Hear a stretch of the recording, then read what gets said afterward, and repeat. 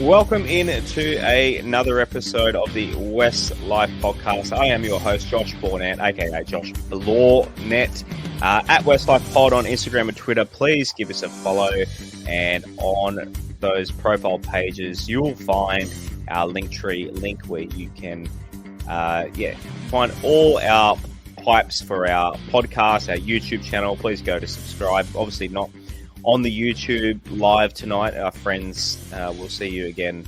All our regulars, we'll see you next Wednesday night probably for our survey show. We'll definitely do that one live, and we'll get the survey out after we do this show tonight. It's always a fun thing to do, the end of season survey. Please support us and take part in the show at patreon.com/WestsLife, and shout out to our major sponsor, Holman Barnes Group, bringing people together. Right, so let's go to Az first. A little peek behind the curtain. This is our second take of the show tonight. We did about 10 minutes of the show tonight without me hitting the record button. So we've had a practice. Who we should be good at it. We should be better. Our comments the second time round should sound more prepared, but as probably not. So again, for the second time for me, but for the listeners, how are you this evening? Yeah, g'day Josh, g'day Rob, g'day listeners. Thank you to everyone tuning into this episode. Don't worry, Josh, it happens to the best of us. We all have our moments. And me too. And coming into the Red Room, Mr. Bashara, how are you this evening? I'm fine, mate. I've just had a feeling of deja vu, actually, but no, I'm excellent. Been a good week, and looking forward to talking about the same stuff again for 10 minutes, and then moving on to the rest of the show. Well, luckily, at least there's plenty to talk about. That works in our favor, doesn't it? No, definitely. Luckily, the only thing we had talked about was this little clip here of our friend Lee Hagipantelis on SEN, I believe, yesterday. Here he is again. You boys are going to sit through this for a second time, for the first time for the listeners. Here is Lee on Vossi and Brandy yesterday. Very much so, Andrew. I mean, it's been a very disappointing year. I can't diminish it. The level of disappointment that no doubt all our supporters would feel over the last two seasons. But I think, and I've said this before on your program, that there are green shoots. Things are turning. We are a better team than we were last year, despite the results. And I agree with the results speak for themselves. 4 wins this year, 4 wins last year. But I think objectively, anyone would agree that we are a better team. We are a better roster. We're not far away from where we need to be. As to last Friday night's game, we had 7 players that would still be qualified to play flag. I think we were missing 8 or 9 of our starting 17. In fact, there might have been 2 players that would still qualify for SG Ball. We've spoken often about our pathways programs. Yes, true. Yeah, that's right. Yeah, we've spoken often about our pathways programs. I attended the Peter Mulholland Grand Final last Wednesday out at Campbelltown. Westfield Sports High was playing Patricia Brothers Blacktown. Phenomenal game of football. 13 of the players between the two teams are contracted to the West Tigers through our pathways programs. So these pathways programs will bear fruit, there's no doubt, but it'll take a little bit of time. And they will add to what is already, I think, a talented roster. Now, Tim Sheens, to his credit, told us last year that there would be challenges this year in particular areas. We've addressed those. We've signed 3 quality halves for 2024, and I think that'll make a very significant difference to the squad. But as I say, I'm not going to diminish for one moment how disappointing this year has been, and as I said, following on from last year as well. But we've got to just take it in our stride. We've just got to take our medicine and accept responsibility. Benji mentioned the other night that we are all accountable, and we are. We're all responsible for this, but and we're all absolutely committed to turn it around. So there is definitely... Mr. Bashar, the second time around hearing that, but does it make you get excited and want the 2024 season to start already? Because Lee's talking it up like the ship's going to turn around in the right direction next year. Well, you'd hope he'd talk it up. I mean, he's not going to go on that radio show and be negative. There's a couple of things I'd take to task with him, but let's start with the positive stuff. definitely having 13 of those players in the Peter Mulholland Grand Final signed up for our club shows that, the future is bright, and, hopefully, a few of those blokes go on to great careers. I take exception to the fact that he said we signed 3 quality halves. One we're, basically bringing back from the dead in, who's about 34 years of age in Aiden Caesar. And the other 2 halves, there's no doubt they've got potential, but they're not quality halves yet. They could turn into quality halves with the right coaching and the right direction, but there's no guarantee that they're going to turn out like that. Let's hope they do. So he puts a little bit of a stretch on that. As to our roster being better, objectively, he's 100% right. It is a better roster. Are we a better team than last year? I would say no, because we had the same amount of wins, and that's being objective. But look, it didn't faze me too much, except once he said we signed 3 quality halves. I'm like, here we go, mate. Like, because they're not established halves. I mean, Aiden Caesar played 5'8" in the NRL when he was here, and Jaden Sullivan hasn't been able to land a spot at St George full time as a first grader. He's had Ben Hunt in front of him, and Fainu, he's just still a kid. I mean, hopefully he will turn into our long term half, but just comments like that just sort of irk me a little bit. But as I said, he's got to put a positive spin on it. The thing that he needs to do next year is not talk it up and not say you won't recognise this team and the style of play we've got and the backline moves and all this sort of stuff. Just let it take its course. Let's not accept too much next year. Let's just hope it does start turning around, and Benji and the coaching staff there do a good job with the crop they have, and hopefully we'll get a few more wins next year. But I'm not going to get too excited. Like, I just want some improvement. But they're all accountable, but no one takes accountability, and that's I don't expect the coaches to take accountability. They've only been there 1 year, and John Morris hasn't even been there at all yet. So I don't expect them to be taking accountability. But a lot of the management that have been there for a long time, they can't say they're accountable and just still have their jobs. We need a new freshness and feel and positivity, and just with the same old dead wood in the board and CEO, it just seems like the same old stuff. But let's hope the boys do the talking on the field next year, and we'll try and be as positive as we can. But the reality is, if we're going to lose 20 plus games next year, it's very hard to focus on anything positive. Yeah, we'll talk about the rumor about said CEO soon. But as anything to add to what Rob said there? No, not too much to add. Just that he's obviously not going to come out and say this, but we all know what Caesar is. He's basically a stopgap solution to plug a hole that is a very obvious weakness in our squad until we get the chance to start talking to some other halves for 2025 and beyond, or if they're planning to bring up another half from our lower grades for 2025 and beyond. So that's what the situation for Caesar is. And I think the good thing about Caesar is the experience he'll bring, the strong kicking game, and that will hopefully rub off well on the young halves we have coming, the young halves we've signed in Sullivan and Fainu. So that's pretty much what that situation is there. Righto. That I reckon you boys definitely. I reckon you did better. Maybe we should practice. We should do a practice round every episode. Not like we have better things to do. Righto. Next story. One that dropped by the Mole, which didn't seem to go. I haven't been on the socials that much. It didn't seem to go overly viral.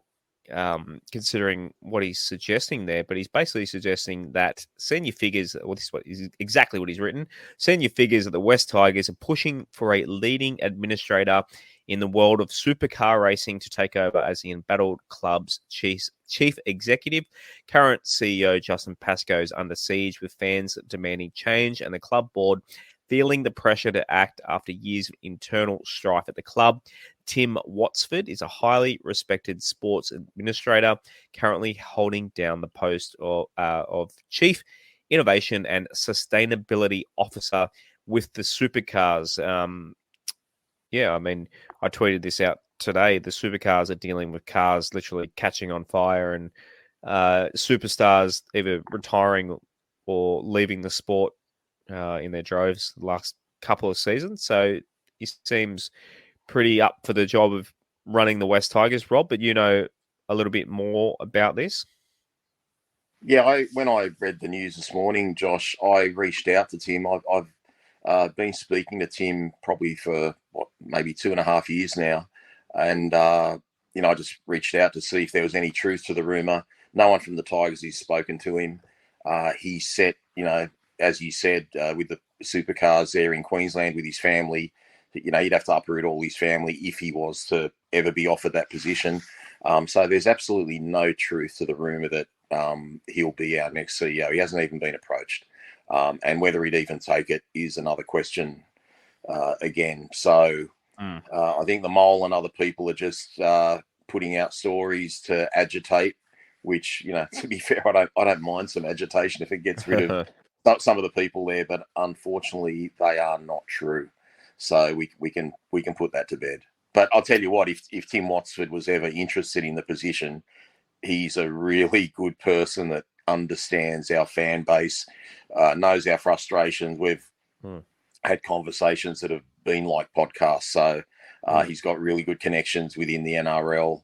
Okay. So he's had a background. He's worked there before. He's an excellent administrator. So I'd be all for it if he was to ever come, but he hasn't been approached. And I think that ship has sailed. And I think, Lee Hagipantelis and others knew he was interested in the position a couple of years ago and didn't, seek to, offer him an opportunity for that. I know one of our Patreon members, shouts to Ben, he tweeted back and said in the Discord he wasn't sure if he wanted someone with more football knowledge, not someone, obviously he's at Supercars in the moment, but you're saying he is well equipped for rugby league? Definitely. And he's got a really good footy IQ. Like I said, we've spoken numerous times. We've texted God knows how many times, and he's a real good person. So I'd be all for it, but there's no truth in the rumor whatsoever. So okay. Don't be thinking he's coming anytime soon. Like I said, someone's just feeding the Mole and others a bit of crap to put out in the paper and agitate. That's the thing too. When preaching about sacking the CEO, it'd be a tough ask replacing him, and I have to wonder if that's part of the reason why he's still there. The club might be thinking, shit, who would how much is it going to cost us to what's Alan Joyce up to? Maybe he's on holidays in Ireland. Yeah, maybe he can. I saw that suggestion. I don't think the West Tigers can afford a man who was CEO of Qantas, but we'll see what happens. Who knows? We'll probably have Justin for another 10 years at this rate. Righto, let's get to some more positive news. So last night the Kelly Barnes Awards were held. I actually don't know where. I wasn't there. Does anyone? Do you know where they were holding? I know. Shouts to regular listener Kathy. She was messaging us during the ceremony last night, but I'm actually not sure. Usually at La Montage or something. Yeah, that's where I normally know them to be, but I don't think it was mentioned where they were last night. I'm not sure where they were last night. Not that it really matters that much if you weren't there, I guess. So here are the award winners. So obviously, if you didn't know, the Kelly Barnes medal was won by Jareem Buller, and apparently he won by a single point. It came down to the last round, and Jareem got 3 points in the last game, and Appy 2. So it ended up being Jareem by 1. I saw a screenshot after round 22. I think Jareem, he had a lead of like 14 or 15. So Appy in those later rounds really started to reel him in. So Appy definitely would have gotten the 3 votes in the win over the Dolphins. So that was an easy 3 for him there. Yeah, and given 3-2-1s this year, it would have been a tough ask. But my guy Sean Bloor was up there too. It was very much a 2-horse race, Jareem and Appy. So, but Jareem also got Rookie Player of the Year and Players Player of the Year, which player getting it over Appy that says a lot. Yeah, for sure. I'd ask the question: what would mean more to a player? Would getting voted as an award winner by their peers, by the guys they run out with each week, mean more, or would the votes from the coaches mean more, or would they be equal? Like, two amazing awards for this kid to win. But in his debut season as well, where he played, I think, 18 games? 17, 18 games? I can look that up. You asked me to look this up before, didn't you? You just have to work out what round did he debut in. That's the 8, but we had our first bye, so we had played 6 games. Yeah, so 18 games, because he didn't miss a minute after he debuted. 17. He's played 17. 17 games. Yeah, 17 games, 5 tries. Yeah. If he's missed the first 7. Wait, no. He missed 6 because we had a bye round 7. Who did we play last? We played Manly. That hasn't included Manly. Manly was 18. the first game, wasn't it? At Campbell. Yeah. No, sorry. The last game. So what the stats I'm looking at? The last game recorded was the Roosters. They haven't added the Manly game yet. So gotcha. 18. So it is 18. You're correct, stats man. I shouldn't have questioned the stats, man. Silly me. Silly me. Exactly. I think the Players Award would mean more to him, Aaron, than voted by coaching. I got to be honest. I don't begrudge Jareem the award. I can't believe he got even close to Appy Coruscant, given that Appy played more games than Jareem, and I could barely think of a game where Appy wouldn't have been in our top 3.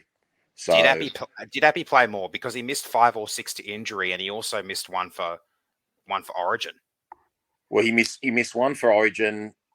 He probably missed 5, like you said, for the broken jaw, and he did come on after 20 minutes in round 1, so he actually never started the game. So, I guess he wasn't going to be in our top 3 in the first game of the year. But yeah, I just thought every game Appy played, he was in the points myself. But we were giving him 9s and 10s. But good for Jareem anyway. So it's neither here nor there who gets it. But I was actually shocked. I just thought Appy was going to shit it in, to be honest. 21 games for Appy this year. Yeah, does that include Origin? No, that's just West Tigers. Yeah, that's very surprising. Yeah, it seemed like he missed heaps more, but he played 21 according to this. Okay, then. Elsewhere, awards: New South Wales Cup Player of the Year Tristan Riley, New South Wales Cup Players Player Jack Boyling, Jersey Flag Player of the Year Sione Vaehu. Is that how I pronounce that as? I think so. Idea? Jersey Flag Players Player Josh Felity, and Wayne Pearce Community Award Brent Naden, who was in a shoulder sling and apparently had shoulder surgery. We're all wondering where Nato was in the last couple of weeks, but boys, that it's weird that normally when a player's injured, the club announces it. What's going on there? We were just kept in the dark, weren't we? It wasn't very good communication, but I don't know how you guys felt. I know we came last, and I know it's terrible that we hang our hat on little tiny things, but I was kind of getting excited every time an award was coming up, and I wonder who's going to win this. I wonder who's going to win that. And it was just really just nice to have a positive night and just sort of, let the players have a bit of fun and a bit of, prestige, just really good to hear some good news for a change. That's all. So, happy for Jareem anyway. He's wrapped up 3 awards in his first year. That's a pretty decent start to a career. Yep. One more to go for him. Apparently, Benji never won it. So he's got more club awards, more Kelly Barnes awards than Benji. So there you go. Wow. Next up is to catch up to Brooks, and I think Brooks has 2 or 3. So Benji never won it. Benji's never won it at all. Yet 1 year he won the Golden Boot Award for the best player in the world.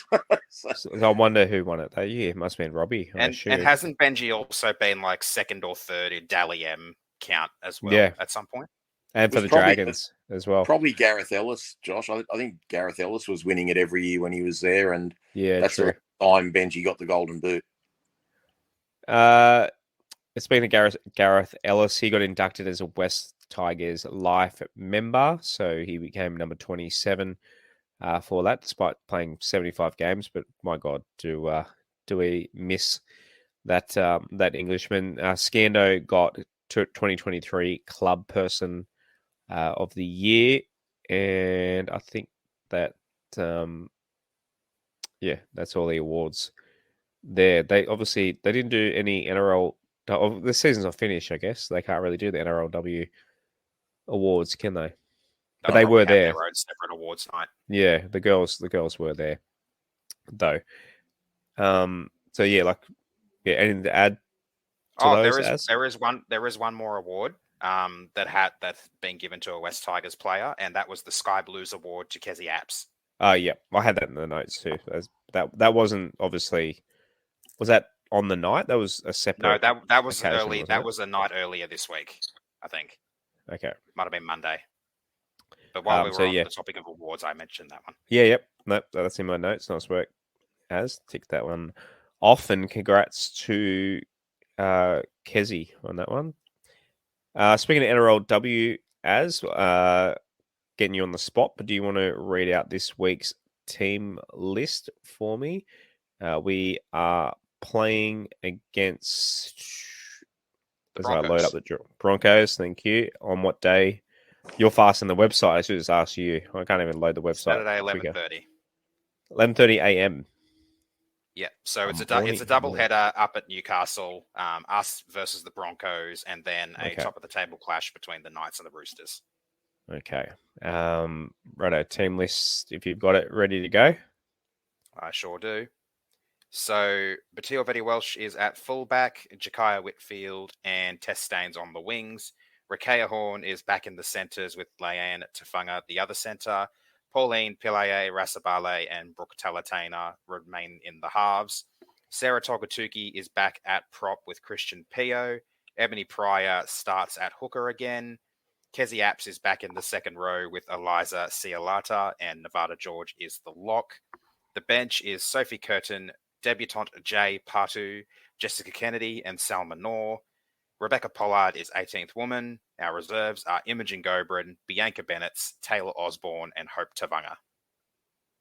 Just realised the website's not bringing up the team list for me. I'm using Safari like an idiot.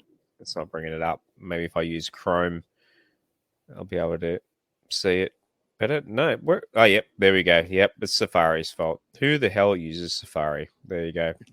That probably meant nothing to you, Rob, but no, I do use Safari.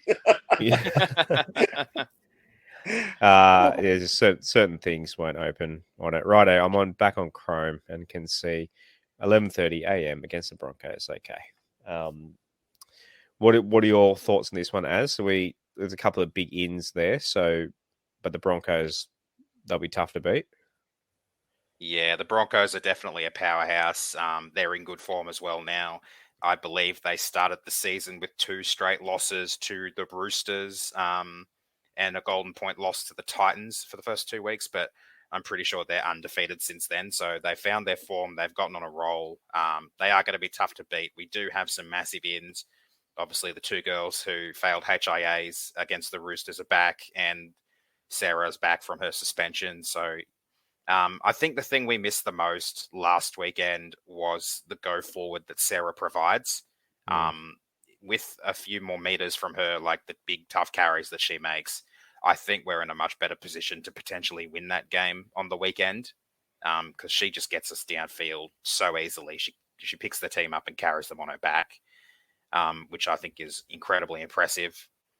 There are a few threats in the Broncos team who are going to have to watch out for. But I think the girls will give this one a really good crack, but it is going to be a tough game to win. And it's a home game in Newcastle. So the following week is so we're playing a home game in Newcastle against the Broncos, and then we've got a home game against Newcastle to finish the season next week at Campbelltown on Thursday night. Correct. Uh, righto. Anything to add on that, Rob, before we go to Robstradamus for the week? Yeah, well, I won't make it a Robstradamus tip, but I'm tipping that we're going to beat the Broncos. Ooh, okay. I might really quickly as well go through some of the threats in their team, like I normally do. That's all right. No, go. Yeah, of course. So probably the biggest threat we're going to have to watch out for is Ali Brigginshaw.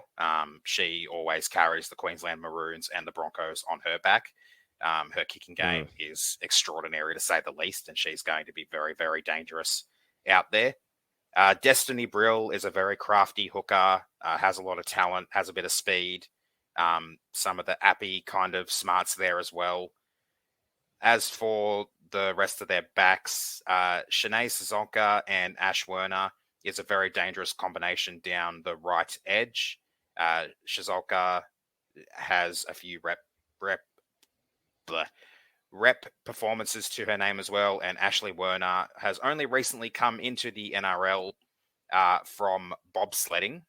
She was in our side in the state competition earlier this year, and then signed for the Broncos to be closer to family. Unfortunately, copped a suspension after being sent off in the first round, so she's back and performing well. And then probably the last one I want to mention is Mele Hufanga, the left centre, who is an absolute unit of a woman. And good luck to whichever of our centres has to try and take her down, because she's currently the leading try scorer. And it's easy to see why once you see her on the field, because she has no problem whatsoever barnstorming her way across whoever's in front of her. Okay. I'm just looking at the markets for a try scorer. Friend of the show, Tess Staines, $3.50. Kezi Apps, $4 for a try there. I mean, Kezi, 4-1 for Kezi to score a try is pretty. I'm going to throw a tenner on that right now. I reckon that's. She scored 4 tries in 6 games, and she scored 4 tries in a row, like game after game after game after game. And watch her not do it now. I'll put money on it, and she probably could have scored against the Roosters too if she didn't get taken off HIA. I wouldn't put it past her. Righto, speaking of gambling, Robstradamus, what's your bet for this week?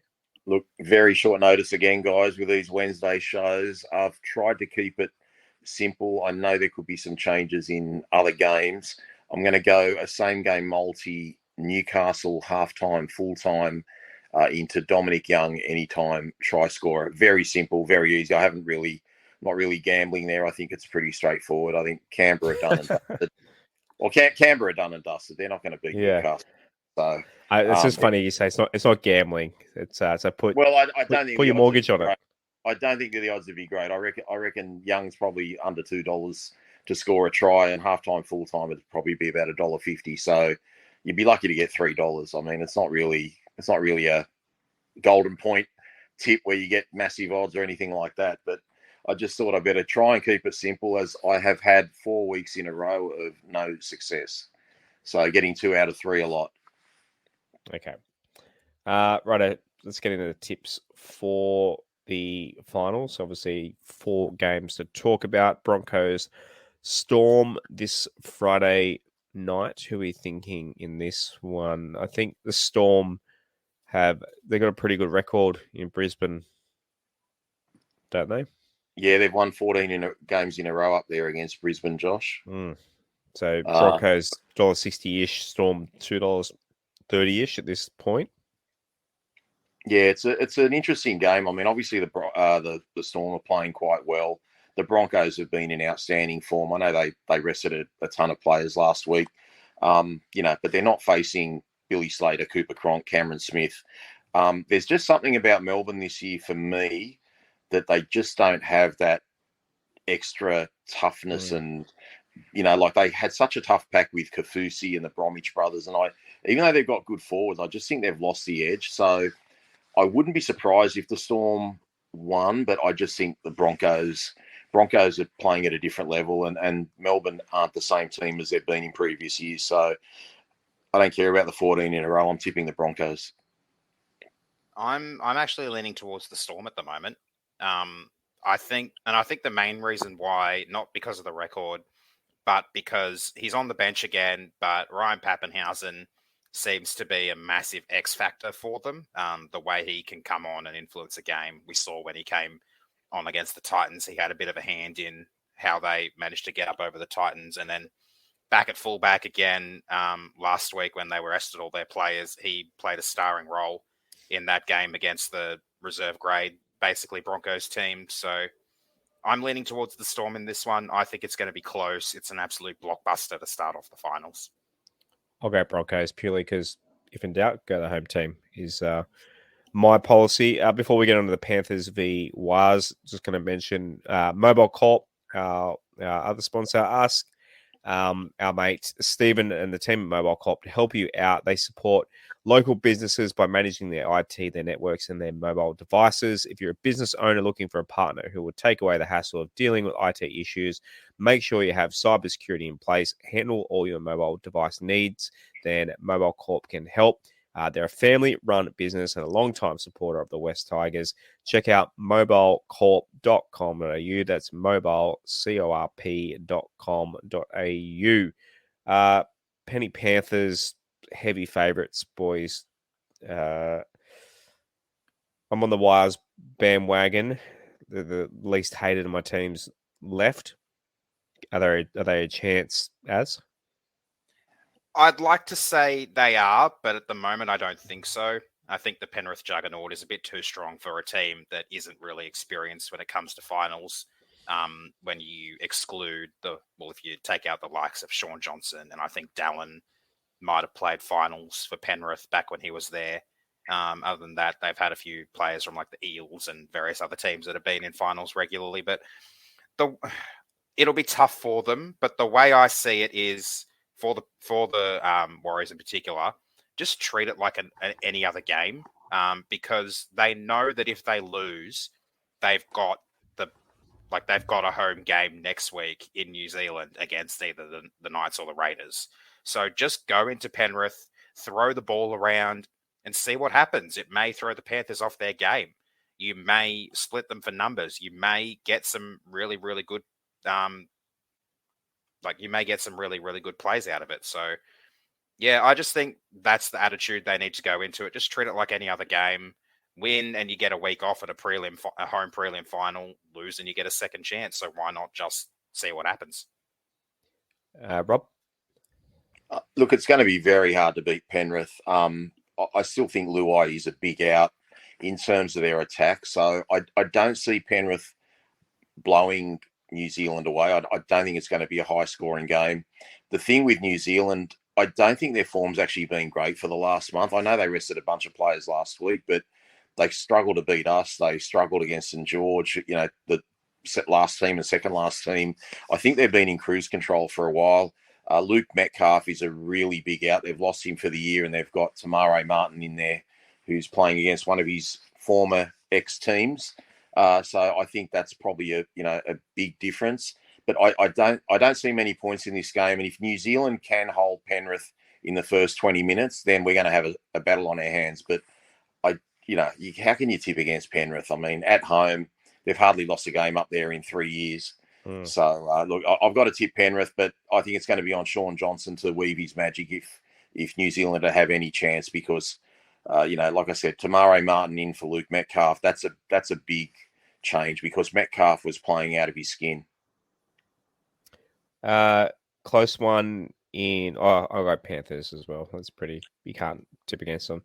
Sharkies Roosters, betting pretty much even for this one. It's at a sold out Shark Park, and there was a lot of pressure. What are your thoughts on the first week of the finals? You're allowed to play at a suburban ground, and do you think if a miracle happened and we did get a first round home game of the playoffs, would we do Leichhardt Oval for the best advantage to win?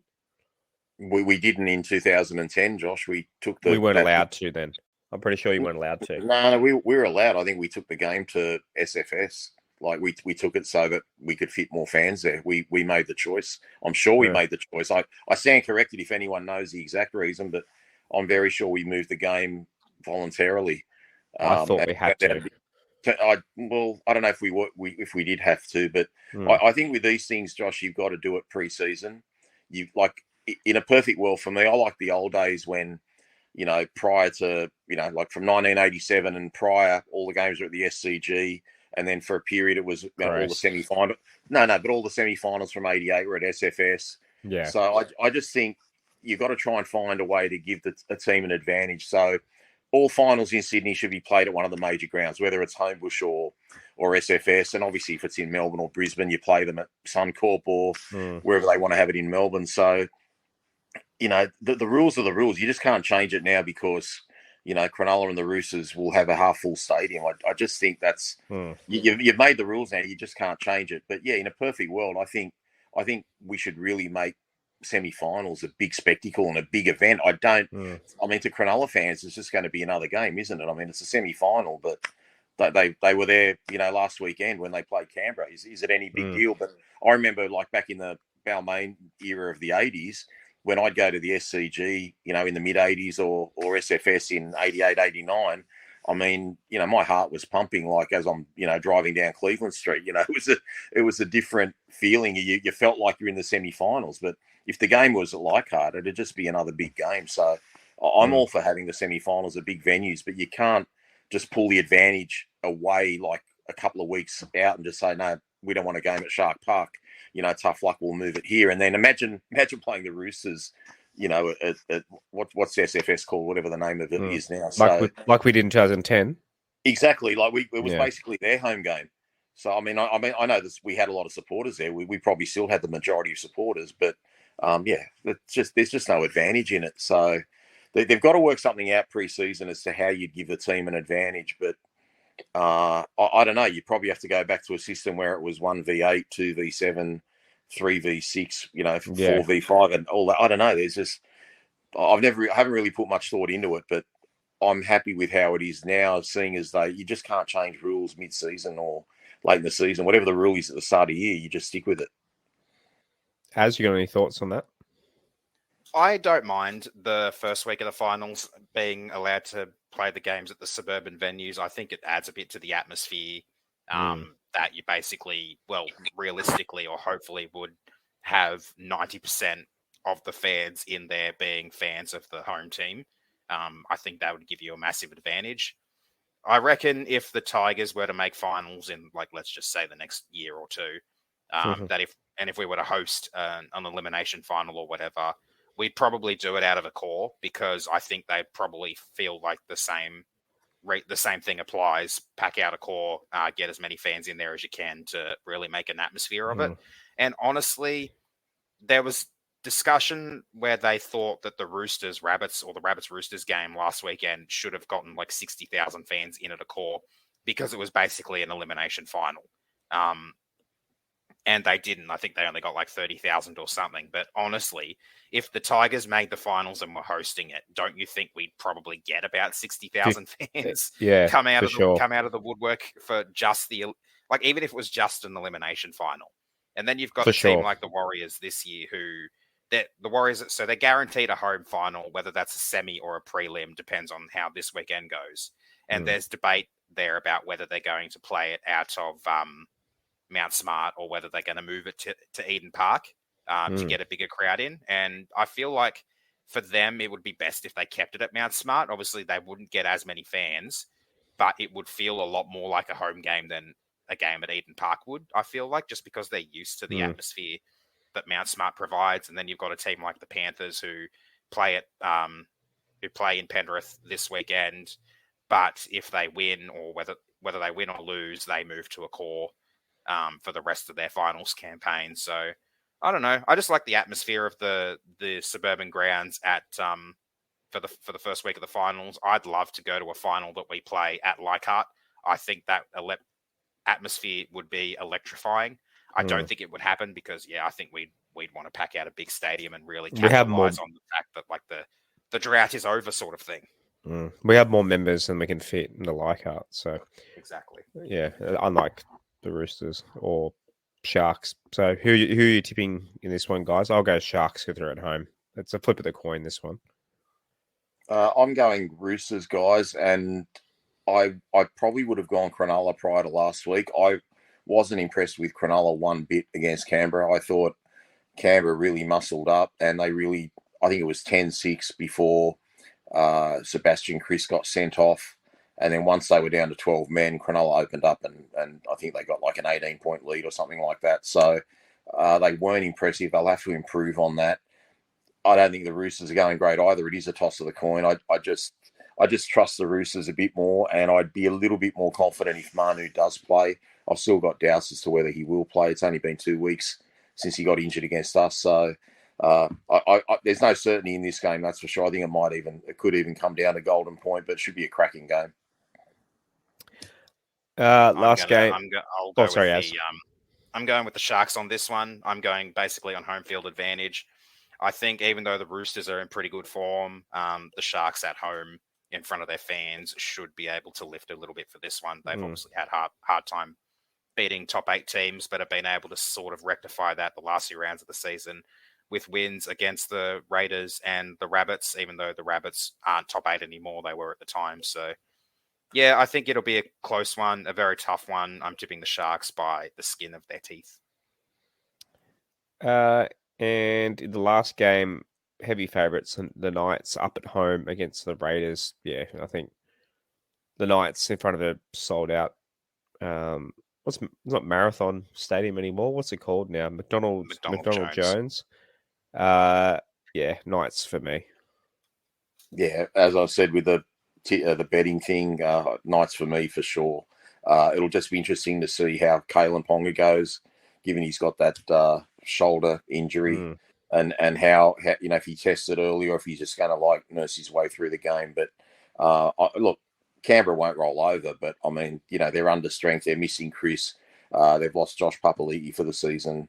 I think last week would have been a little bit deflating for them as well, losing to Cronulla the way they did, because they seem to put a really wholehearted effort in there. So yeah, we'll just see how it goes. But look, Knights are going for 10 in a row, so that's a pretty incredible streak of winning form, and looking forward. Hopefully Jackson Hastings is back and has a great game. Yeah, I'm going with the Knights in this one too. I think they've got way too much momentum on their hands, and whoever loses out of the Panthers and the Warriors better watch out, because they're going to have a Knights team that are going to be full of confidence, especially if they win this one. I don't know if any Raiders fans are listening, but honestly, I don't think the Raiders deserve to be playing finals. I was surprised, There was a stat that came out this week where, despite the fact that they've won 13 games, none of them have been by a margin of 13 plus. So they've won a lot of close games, and they've had a lot of shellackings. Like I think there was a 53-12 loss to the Panthers early in the season as well. They have a differential of minus 137. The Roosters also have a negative differential of minus 24, but that's at least close. And I just think, yeah, they're in there. They've won. They've got a winning record. And I actually remember that I predicted this year that a 12-12 record wouldn't be enough to play finals, and that you probably would need at least 13 wins, which turned out to be true. So I'll pat myself on the back for that one. But yeah, I just don't think the Raiders deserve to be there. Right, that just about does it for the show. There's no Patreon questions, but if you want to support and take part in the show, patreon.com/WestsLife Pod. Plenty to talk about in there. A lot of soccer talk this week, especially. And yeah, obviously Rob's tips on the weekend, bit of horse racing and that sort of thing. So come join the fun in the off season. We'll still plenty happening in the Discord and on the Patreon as well. Our next episode, so you're gonna have to wait another week to hear the dulcet tones of our voices. We'll do the as I said at the top of the show. Maybe I did I say at the top of the show? I can't remember which version of the top of the show I said it. You definitely said it at the top of the first one. I don't remember if you did for the second run. Yeah, not. So and we're going to do the end of season poll, which I'll send out.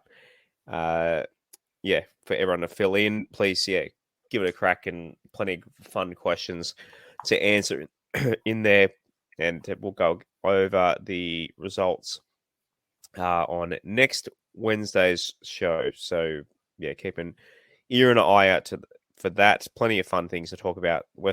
Who knows, something might be a major signing or a firing, or who knows. The West Tigers, there's always something happening, and I'm sure in the next 7 days there'll be plenty to talk about. So, boys, anything to add before we wrap up what seems like an hour-long show, but a nice clean 47 minutes? You just had me thinking, guys, when we're talking about, where would we play a semi-final? Would it be a Leichhardt and all that sort of thing? I stand corrected, but I'm pretty sure we've played, I haven't looked anything up, obviously, but as you can see, I think we've played 9 finals, and it was literally only the first final against North Queensland that was a third full. And the other 8 games, guys, we sold out. Literally, we sold out every ground. I mean, obviously, there were 2 teams involved, but Leichhardt is not going to hold. We had over 70,000 people at the preliminary final between the Tigers and St. George, and who are now sitting last and second last. So I think if times change, Leichhardt Oval, I don't think we'll ever see a semi-final there, even if we do make the...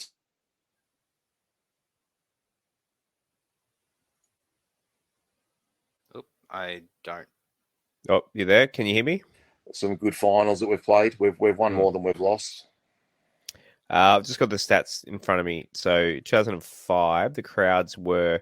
So Cowboys was 26,000 when we won 56. That's about a third full, yeah. 36,000 at the SFS for the Broncos. Yeah.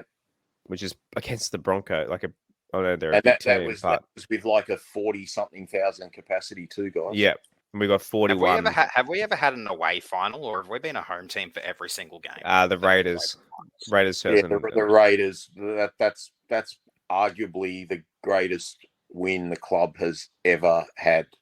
In my opinion, to come back from that Golden Point loss to the Roosters, the devastating fashion the way we did. I do not know how Tim Sheen's got the boys up, but that was a beautiful Friday night of football. Yeah, great game. Yeah, I remember being so nervous in that game. That Roosters game was 100 minutes long or something, wasn't it? Yeah, about 100 minutes long, and then I think we needed to rely on Jared Croker missing a kick at one stage against us in that 2010 final, which Benji's flicked past a Hino. That's right. Lottie Takiri, yes, good times. Yep. The Roosters game, Roosters semi 33,000, the Raiders 26,000 in Canberra, and then 71,000 for the semi-final against the Dragons at Homebush. I was at Raiders is the only West Tigers semi-final I haven't seen. And then the Dragons, we got 45,000 for the first week of the finals in 2011. And then that heartbreaking loss to the Warriors was 27,000 at the SFS. It was bucketing down rain for that St. George semi-final before we kicked off, actually. So it was good that we still got 45,000 there. We'd get 50 to 60,000 for a home final easily. Yeah, it'd be a huge occasion. So. Especially if we're playing another Sydney team easily. Yeah, for sure. Yeah, cannot wait. I'm going to be sitting right in between Lee Hagipantelis and Justin Pascoe when we play finals again. Can't wait. Guest of honor. Yeah, he's hoping it's not when we're old men. Righto, boys. Next year, bring it on. Let's do it. Positive. Keep the faith. Righto. Thanks for joining us. As always, love you, all our listeners. We'll see you live. We'll aim for 9:30 next Wednesday. So we'll see all our regulars. We miss you this time around. But until next week, as always, boys, even in the off season, go the Tigers. Go the Tigers. Go the girls. The Tigers. Thanks for listening to another episode of the WestsLife Podcast. Please follow us at WestsLife Pod on Instagram and Twitter, and facebook.com/WestsLife Pod. You can also support and take part in the show at patreon.com/WestsLife, and give us a subscribe on YouTube and turn notifications on. We'll see you again next time on another episode of the WestsLife Podcast.